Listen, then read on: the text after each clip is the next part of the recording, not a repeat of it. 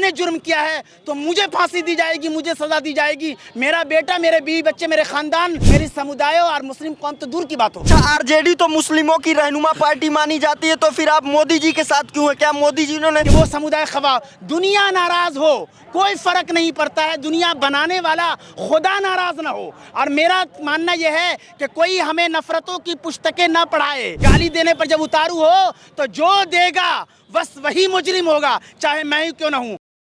मैं ये कह रहा हूँ कि किसके मंच से हुआ और कौन समुदायों किया, वो पूरे समुदायों को भी नहीं आप खींच सकते हैं, नरगे में ले सकते हैं, और न जिनके मन से हुआ उनको भी हम नहीं कह सकते हैं। बल्कि मैं ये कह रहा हूँ कि इस देश में सरकार और पुलिस और आपकी मीडिया है, जो भी मुजरिम होगा, चाहे मैं ही इनकम टैक्स पे खड़ा हुआ अगर मैंने जुर्म किया है तो मुझे फांसी दी जाएगी, मुझे सज़ा दी जाएगी। मेरा बेटा, मेरे बीवी बच्चे, मेरे ख़ानदान तो दूर की बात, मेरा ये भी नहीं होगा। उसके बाद मेरी समुदायों और मुस्लिम कौम तो दूर की बात होगी। यकीनन जो मुजरिम होगा या जो जुर्म करेगा वही मुजरिम होगा। इसलिए मैं उनको ये कह रहा हूँ, और फिर इस फोटो के माध्यम से ये सिर्फ माँ के हवाले से ये संदेश देना चाहता हूँ कि माँ माँ होती है।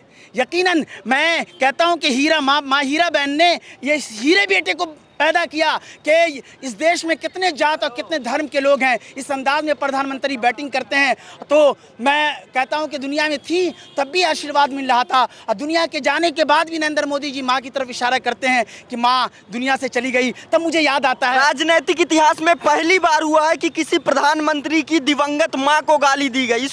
इसको किस नजरिए से देखते हैं? मैं वही कह रहा हूँ कि प्रधानमंत्री जी तीसरा टाइम ले जा रहे हैं, तब माँ, उनकी माँ से आशीर्वाद लेते हुए जो ये सब फोटो हैं इसको सामने रखिए। मैं एक शेर दे रहा हूँ कि मुस्लिम, ये मुश्किल राहों में जब आसान सफ़र लगता है, मुश्किल राहों में जब आसान सफ़र लगता है, ये नरेंद्र मोदी जी आपकी माँ की दुआओं का असर लगता है आप पर।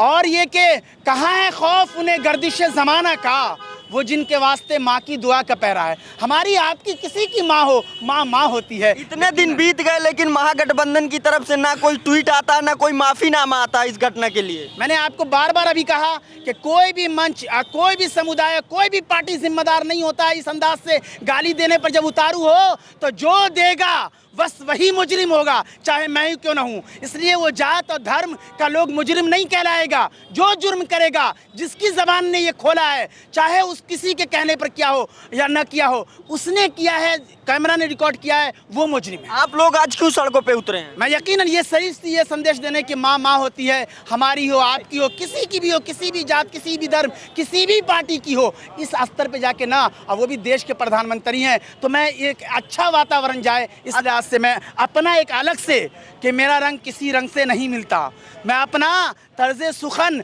और अपना रंग भी बेमिसाल रखता हूँ। अच्छा, आरजेडी तो मुस्लिमों की रहनुमा पार्टी मानी जाती है, तो फिर आप मोदी जी के साथ क्यों है? क्या मोदी जी ने कुछ मुस्लिमों के लिए किया है? ये बात ये है जो कह रहे हैं कि मीडिया के पूछने की जिम्मेदारी तो है कि आप फंसा देंगे, लेकिन आप मुझे फंसा नहीं सकते हैं। रजत शर्मा जी वगैरह भी नहीं फंसा सकते हैं, क्योंकि मैं आपको बार बार कह रहा हूं कि जिस दिन आप कह दो कि ये मुस्लिम देश नहीं है या मुस्लिम देश है, मैं चला जाऊंगा। जाहिर है कि जितने जात और जितने धर्म के लोग हैं, सबका ये देश है, तो इसलिए इस तरीके से आप घेर नहीं सकते। तो फिर वो कौन लोग हैं जो कहते हैं कि मोदी जी बीजेपी के लिए कुछ नहीं करते, बीजेपी मुस्लिमों के लिए कुछ नहीं करती?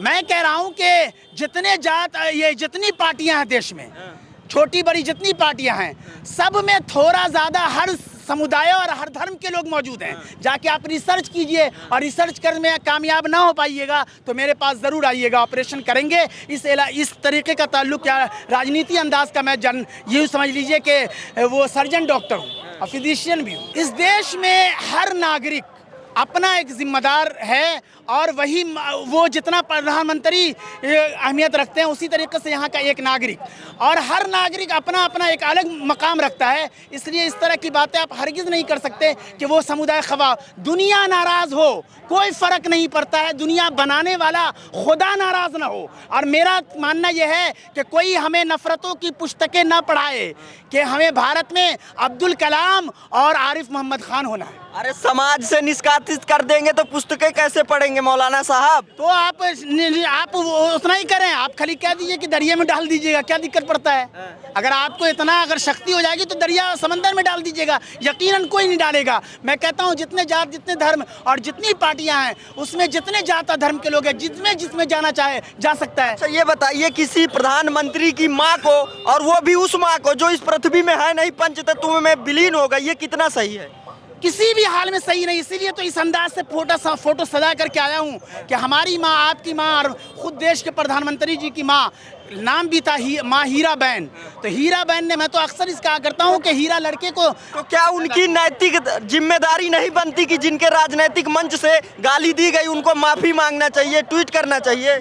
मैं बिल्कुल कह रहा हूँ कि इस, फिर एक चीज़ आपको घेर दूँ तो मैं ये लूँगा कि चादर के ही मुताबिक फैलाओ पाँव आसिम, मेयार इज़्ज़त रखो औकात के मुताबिक। बड़ी छोटी जितनी पार्टियां हैं उससे टक्कर लेने वाला मैं हूं क्या? इसलिए मैंने एक लफ्ज़ कहा है कि किसी भी मंच से जिसने कहा है उसके खिलाफ हूं, उस पार्टी के खिलाफ भी नहीं बोल सकता, क्योंकि उस पार्टी की भी क्या गलती हो सकती है? अगर होती है तो आप जाके छानबीन कीजिए। मैं कह रहा हूं कि कैमरा के माध्यम से उनकी बातें सामने आ गई है, जो मुजरिम है चाहे। कासिम जी ये बताइए, मैं घर का सदस्य हूँ, मेरे घर के बालक कोई ओछी हरकत कर देते हैं तो एज अभिभावक मेरी जिम्मेदारी बनती है कि उसकी रिस्पॉन्सिबिलिटी मैं लूँ, क्षमा मांगूँ। तो क्या उन नेताओं की नैतिक जिम्मेदारी नहीं बनती कि उनको क्षमा मांगनी चाहिए कि मेरे राजनीतिक मंच से ये कुकृत्य हुआ है? ये सवाल तो आप कर रहे हैं, लेकिन मुझे ये खबर नहीं है कि उसी के आदमी हूँ। मुझे ये खबर नहीं है। मुझे ये ज़रूर मालूम है, मैंने टीवी और इसके माध्यम से देखा है किसी ने गाली दी है, गाली के अल्फाज भी कान में आए हैं। तो बस पुलिस की और प्रशासन की जिम्मेदारी बनती है, राज की और देश की सरकार को, कि उस मुजरिम को, चाहे मैं हूँ या मेरा बेटा ही क्यों ना हो, उसको पकड़ा जाए। अच्छा कासिम जी ये बताइए, आप मोदी जी की दोनों हाथों में तस्वीर लिए हुए हैं, क्या मोदी जी ने आपकी कौम के लिए कुछ किया है? मैं कौम का ना मैं ठेकेदार हूँ, ना कौम मेरा ठेकेदार है। मेरा पूरे भारत की जनता, आप ठेकेदार हैं, आप भी ठेकेदार बन सकते हैं। और गोपाल दास नीरज जी का एक दो शेर सुना दूं कि अब तो मजहब कोई ऐसा भी चलाया जाए जिसमें इंसान को इंसान बनाया जाए। इस मुल्क की खूबसूरती ये है, और ख़ास के मेरे लिए, मैं देखता रहता हूँ पटना में भी और देश में भी, कि हिंदू मुस्लिम को काम आते हैं, मुस्लिम हिंदू को काम आते हैं। क्यों कहा जाता है कि जो मोदी जी को सपोर्ट करते हैं रहबर कौम के ढोंगी हैं? जो कह रहे हैं वो अपने हिसाब से बस वही धार्मिक चश्मे से देख के कह रहे हैं, और हम आपको ये हिंदुस्तानी भारतीय चश्मे से देख के बता रहा हूँ। अच्छा ये बताइए, मोदी जी के नेतृत्व में, एनडीए के नेतृत्व में बिहार या भारत में विकास हुआ है या नहीं? यकीनन देश में बहुत सारे काम हुए, लेकिन आपके माध्यम से कहता हूँ कि आप ज़्यादा कहीं रजत शर्मा के का शो न बना दीजिए। आपकी अदालत इतना काफ़ी है। ठीक है, धन्यवाद।